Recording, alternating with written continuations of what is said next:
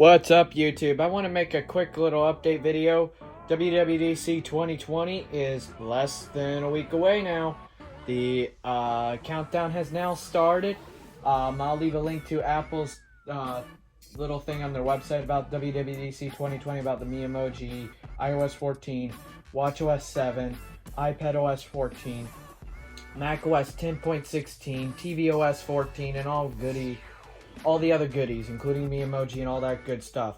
I'm going to clarify some timing and dates. The actual WWDC conference, where the iOS, iPadOS, and all the software stuff will be announced starting at 1 p.m. Eastern Daylight Time, 10 a.m. Pacific Daylight Time.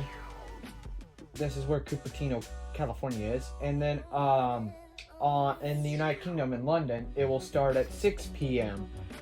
Greenwich Mean Time, or European Summertime, or whatever it's called over there. I don't fully know, as I live in the United States. So that will go through 3 p.m. Eastern, 12 p.m. Pacific, 8 p.m. Greenwich Mean Time, and the State of the Union. I don't know why I keep thinking it's art. In a way, it's actual software art, but yeah, that's bad. The State of the Union starts at 5 p.m. Eastern, 2 p.m. Pacific, 10 p.m. GMT, Greenwich Mean Time, and that will continue for another 2 hours. The iOS 14 betas for iOS 14, watchOS 7. If you got an Apple Watch, beware about running betas on it, because a voiceover's over here talking on my iPhone. See, that's another thing I'm going to talk about in my iOS 13 verdict and everything like that. But that's something different. So the iOS 4, if you're going to want, some people told me to just make this clear. If you're going to want to run betas on devices, if you don't really care if something happens to your watch, and if you cannot get to an Apple store, you cannot restore it, so there will be problems.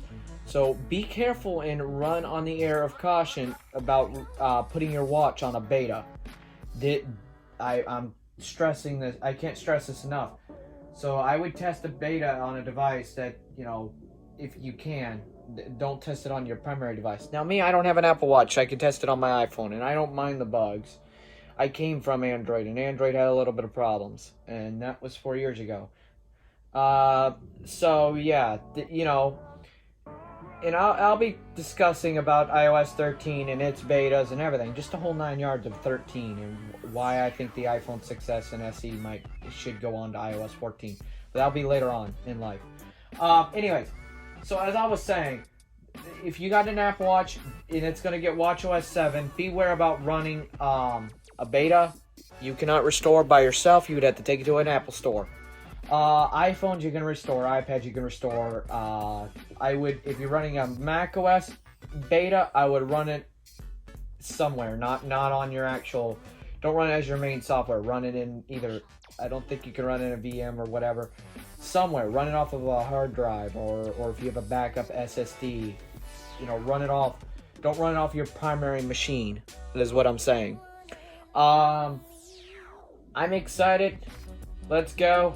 I hope iOS 14 is better than 13. And I will see y'all in another video. Like, comment, and subscribe. And I'll see you in my iOS 13 verdict video, which will be coming up at the end of this week. Peace.